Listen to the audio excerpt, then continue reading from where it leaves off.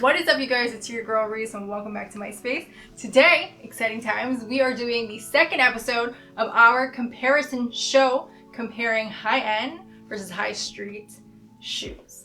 So today we are going to be reviewing and comparing the oh so popular Dad Sandal. Now you guys know this hit the world like a ton of bricks, I think last year, with the Chanel Dad Sandal. And much to my disdain, because I'm not a fan of the Dad Sandal in any shape or form. But it took like wildfire, and honestly, I saw this thing everywhere.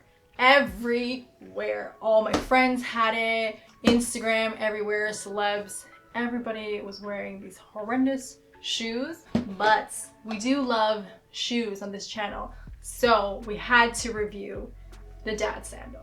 So of course I wanted to do this review with the Chanel Dad Sandal, but unfortunately they're so hard to get a hold of. They're so popular, they sell out so bad. I reached out to my SA and she was like, nah girl, you're gonna have to wait. I'll let you know when it comes in, but it's gonna be a while. Also, I have very like popular shoe size, so it wasn't happening for me.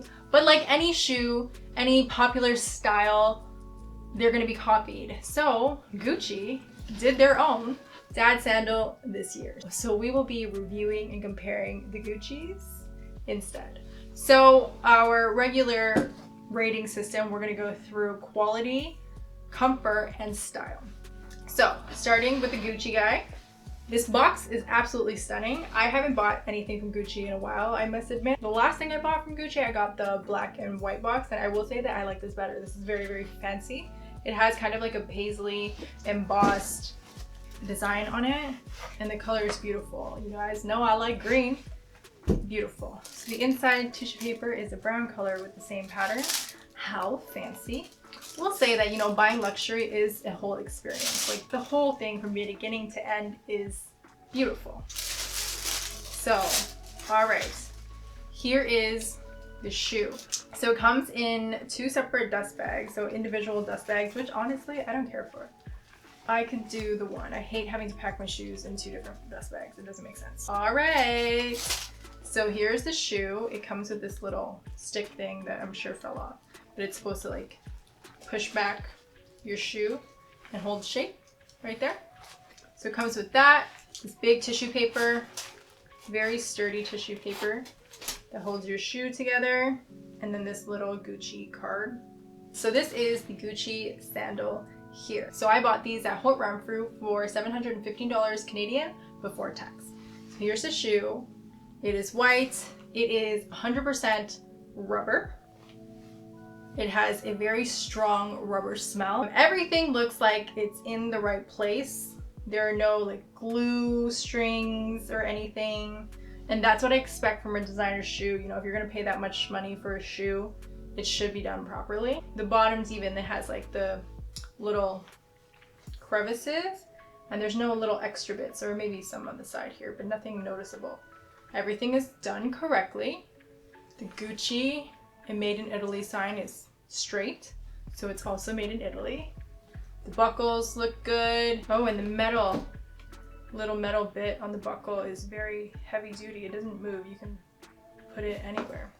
So yeah, these are readjustable. And then there's the Velcro bit at the back.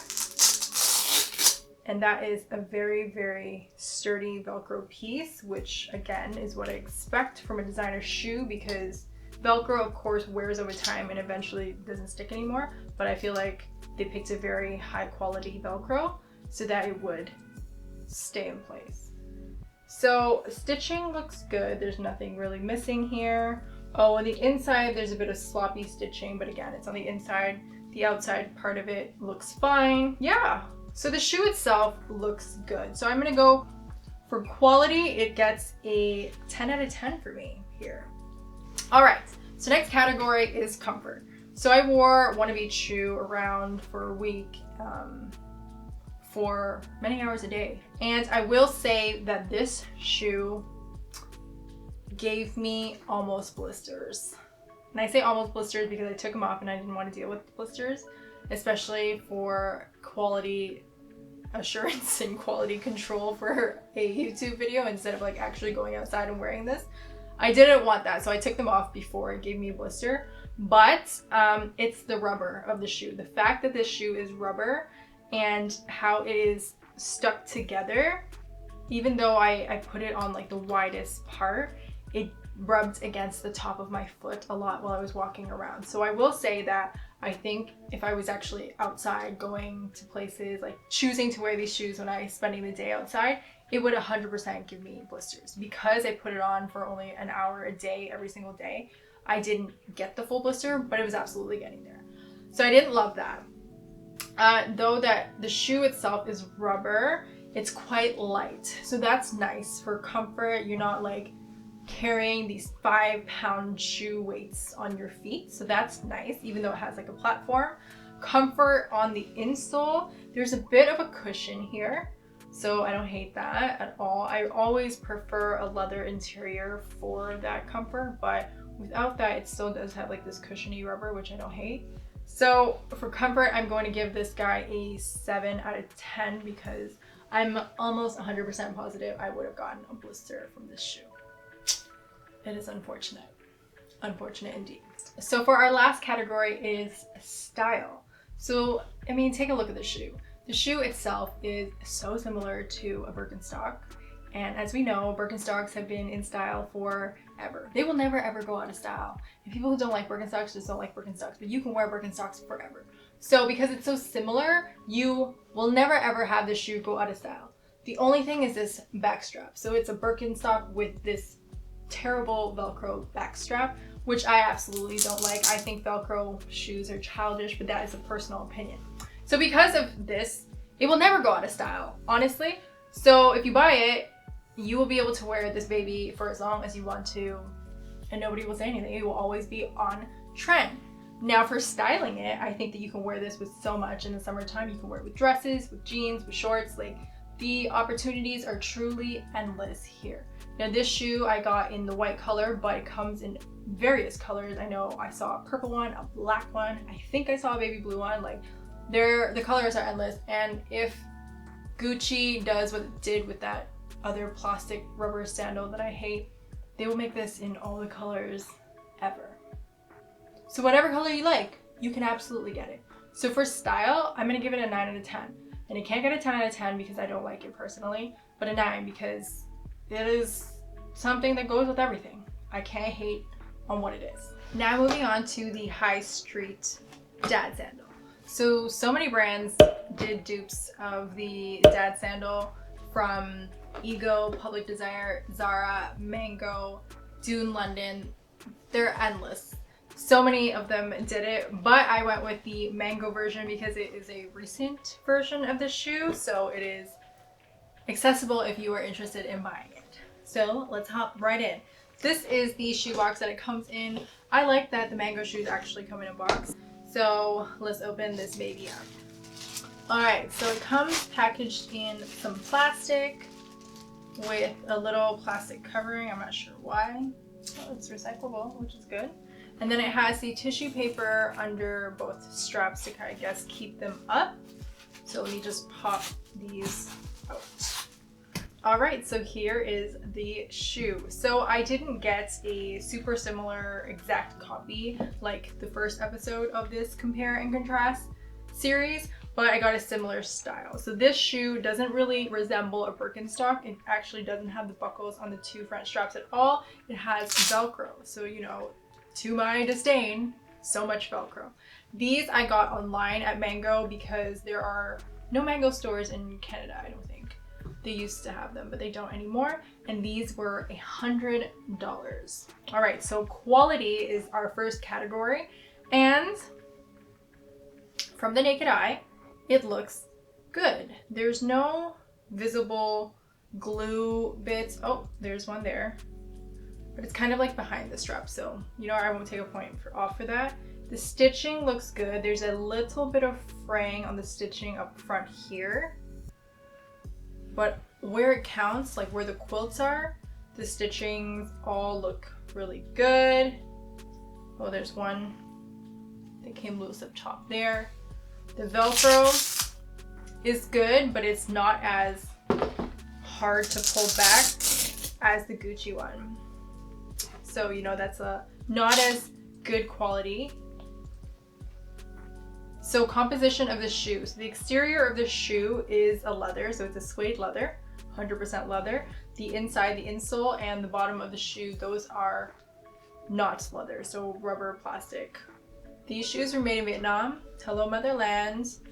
All right, so quality of the shoe, I'm going to give this baby a 9 out of 10 because of the little thread phrase and the teeny tiny bit of glue that shows it can't get a 10 for quality. But aside from that, the quilts look good, the stitching on the quilts look good, and like the little fraying is something that you genuinely cannot really notice unless you're looking at the shoe like this.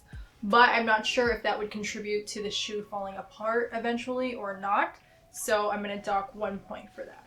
So for comfort, now the exterior of the shoe is leather, but the inside is not leather, and I really tried to go for a shoe with like the insole leather as well because I find that it's more comfortable that way.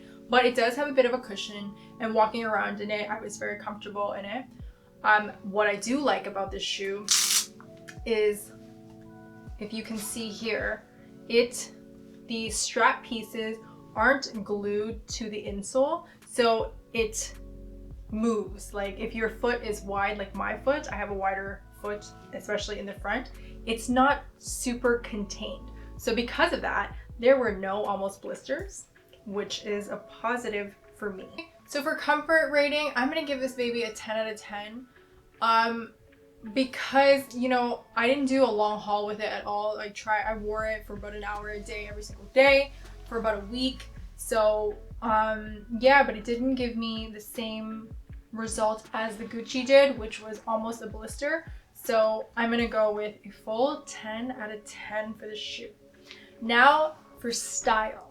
So this one doesn't favor the Birkenstock, but it's still a very simple shoe. And I find that summer shoes that are very simple in style last forever and also go with everything. So although I don't like the style of shoe, it is so simple. It literally will go with this dress that I'm wearing. It will go with some jeans. I'm wearing it here with some jeans. Yeah, it's a neutral color. And like the Gucci shoe, this comes in a bunch of different colors too. It comes in a black and a denim and maybe a white.